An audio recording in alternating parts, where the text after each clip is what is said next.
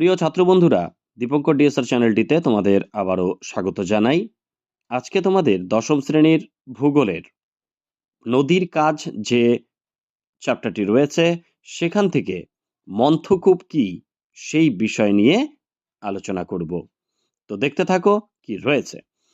পার্বত্য অঞ্চলে নদীর জলের সঙ্গে বাহিত নুড়ি দ্বারা নদীগর্ভের অবঘর্ষ ক্ষয়ের ফলে যে গোলাকার গর্তের উদ্ভব ঘটে তাকে মন্থকূপ বলে। বন্ধুর পার্বত্য অঞ্চলের ওপর দিয়ে প্রবাহিত ঘূর্ণায়মান জলধারার সঙ্গে ঘুরতে থাকা প্রস্তরখণ্ডের দ্বারা অবঘর্ষ ক্ষয়ের ফলে এবং জলাবর্তে সৃষ্ট বুদবুদ দ্বারা বুদবুদ ক্ষয়ের মাধ্যমে নদীগর্ভে মন্থকূপের কিন্তু সৃষ্টি হয়, যাকে ইংরেজিতে পট হোল বলা হয়। বৈশিষ্ট্য দেখো, মন্থকূপ হলো ক্ষুদ্রায়তনের উলম্ব গর্ত যা নদীর পার্বত্য প্রবাহে দেখা যায়। দ্বিতীয়ত, মন্থকূপের দ্বারা নদীর তলদেশ দুর্বল হয়, এর ফলে